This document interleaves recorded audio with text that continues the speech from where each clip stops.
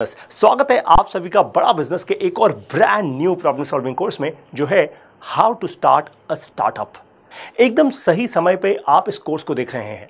भारत के प्रधानमंत्री श्री नरेंद्र मोदी जी ने जो हुंकार लगाई है आत्मनिर्भर भारत बनाने की, वो तभी बनेगा जब भारत का हर एक इंसान इस कोर्स को देखेगा।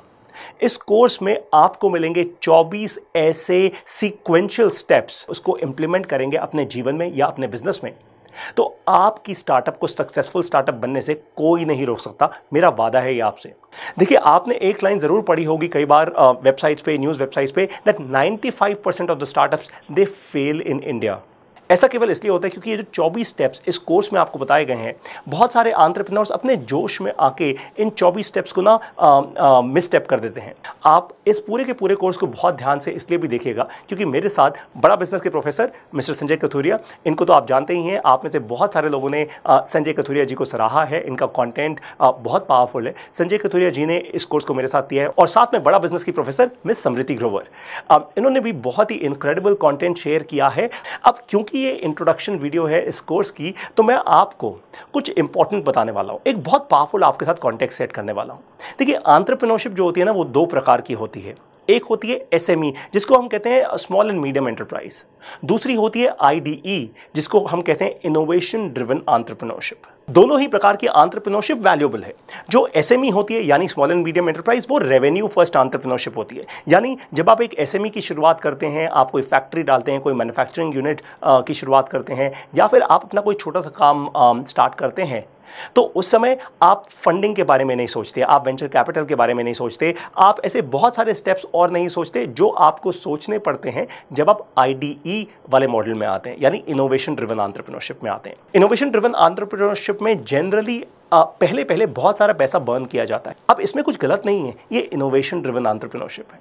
वो एक नए बिजनेस मॉडल में इनोवेट कर रहे हैं, वो मार्केट को डिसरप्ट कर रहे हैं, वो नए प्रोडक्ट्स लेकर आ रहे हैं। जैसे कि इलॉन मस्क, अब टेस्ला में इन्होंने सेल्फ ड्राइविंग कार बना दी, वो भी एक फुली इलेक्ट्रिक कार। मार्केट को डिसरप्ट किया, इनको पैसा चाहिए था, ये यूएस की सरकार के पास गए और उनसे लोन दिया, और क्योंकि वो टैक्स पेयर्स का पैसा था, तो उस लोन को इंटरेस्ट के साथ वापस चुकाया भी। अब इंटरेस्टिंग बात यह है कि इनकी पूरी जर्नी में काफ़ी सारे लोगों ने बोला, अरे क्या मजाक है, ये नहीं कर पाएगा, ये इलेक्ट्रिक कार नहीं चलेगी, ये ज़माना अब नहीं है इलेक्ट्रिक कार का, और आप बड़ी बड़ी बातें कर रहे हो सेल्फ ड्राइविंग कार्स की, ये सब बेकार है। बड़ी बड़ी कार कंपनियों ने इनको बिल्कुल राइट ऑफ कर दिया था। बहुत मुश्किल समय से ये गुजरे, पर आज कमाल की बात यह है कि टेस्ला दुनिया की सबसे वैल्यूएबल कार कंपनी है। तो इनोवेशन ड्रिवन एंटरप्रेन्योरशिप जो होती है ना, वो मुश्किल बहुत होती है, क्योंकि आप अर्ली स्टेजेस में कुछ इनोवेट कर रहे हैं, कुछ नया लेकर आ रहे हैं। इस कोर्स में आप दोनों ही किस्म की एंटरप्रेन्योरशिप में ये 24 स्टेप्स अप्लाई कर सकते हैं। आपकी स्क्रीन पर इस वक्त एक ग्राफ है, इस ग्राफ को बहुत ध्यान से देखिए।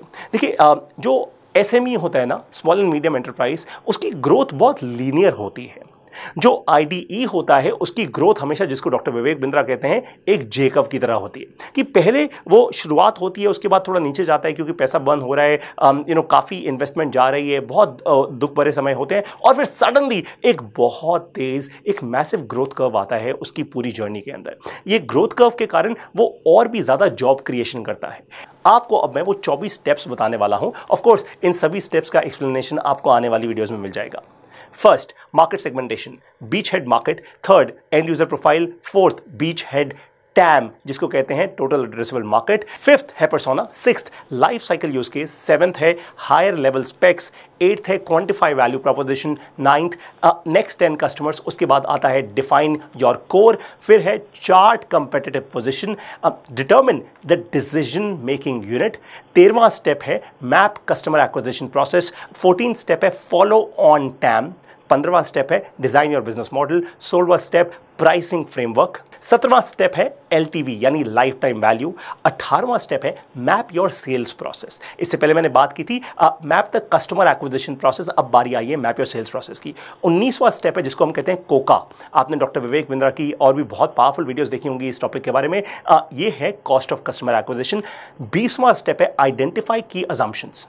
21वां स्टेप है टेस्ट की अजम्पशंस।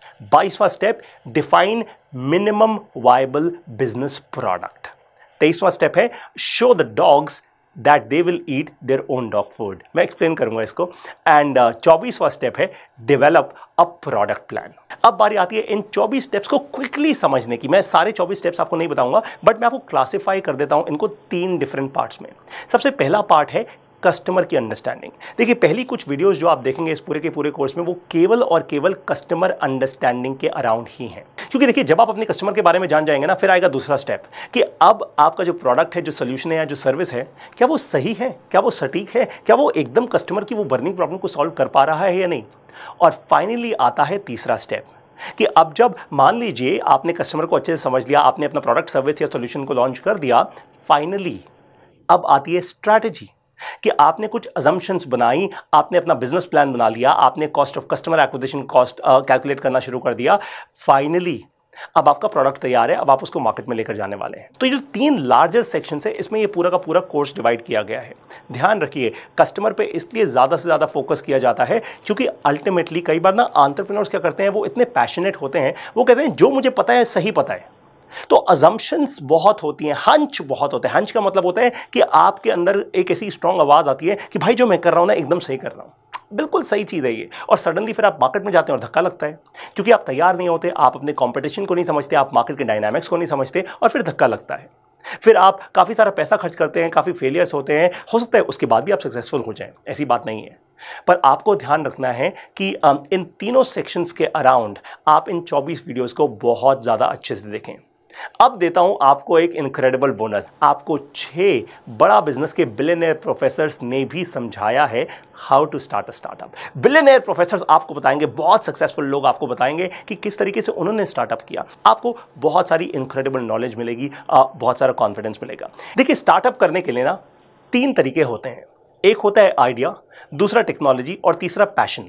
अब कई सारे लोग होते हैं जो कहते हैं मेरे अंदर पैशन बहुत है, मैं एकदम फोड़ दूंगा, एकदम वो प्रोक्रेस्टिनेट करते हुए जाते हैं और कहते हैं अब तो 500 करोड़ की कंपनी आज मैं ही बना दूंगा। कई लोग होते हैं जो टेक्नोलॉजिकली बहुत साउंड होते हैं, वो कहते हैं मैं टेक्नोलॉजी बना सकता हूं जो अपने आप में एक इंटेलेक्चुअल प्रॉपर्टी बन जाएगी। भाई अगर मैं बहुत बड़ी कंपनी नहीं भी बना पाया तो भी वो टेक्नोलॉजी किसी को बेच सकता हूं। फिर कुछ लोग होते हैं जिनके पास आइडिया बहुत स्ट्रांग होता है, वो कहते हैं मेरा आइडिया इतना ज़्यादा स्ट्रांग है, मेरी स्ट्रैटेजी इतनी ज़्यादा स्ट्रांग है कि मैं टेक्नोलॉजी के लोगों को और मार्केटिंग के लोगों को हायर कर सकता हूं, और उनको हायर करके मैं एक बड़ी कंपनी क्रिएट कर सकता हूं। आपको स्टार्टअप तब करना चाहिए जब आपके पास आइडिया स्ट्रांग है, यानी स्ट्रैटेजी स्ट्रांग है, और साथ ही में आपके पास टेक्नोलॉजी की स्ट्रांग नॉलेज है। पैशन से आइडिया या टेक्नोलॉजी तक कैसे पहुंचे, उसके अब मैं आपको 8 स्टेप्स देने वाला हूं। इन स्टेप्स को ध्यान से समझिएगा। सबसे पहला है नॉलेज, यानी आपके पास डीप नॉलेज होनी चाहिए किसी सब्जेक्ट के बारे में। दूसरा है कैपेबिलिटी। तीसरी चीज जो आपको चाहिए होती है उसको कहते हैं नेटवर्क, यानी कितने ज्यादा लोगों को एक्चुअली आप जानते हैं। जैसे आप स्टार्टअप करेंगे कितने ज्यादा लोग आपको सपोर्ट करने के लिए दौड़ेंगे। चौथा स्टेप होता है फाइनेंशियल एसेट्स। क्या आपके पास फाइनेंसेस अच्छे हैं? बहुत सारे लोग, जो हम कहते हैं 95% of the startups they fail in the first 3 years of execution, वो होता ही इसलिए।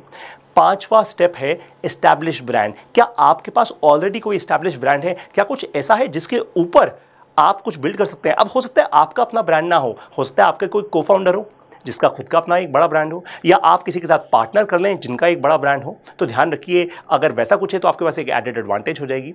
छठा पॉइंट है पास्ट वर्क एक्सपीरियंस। 7वां है कमिटमेंट। कितने कमिटेड हैं आप अपने आइडिया को, अपनी टेक्नोलॉजी को लेकर।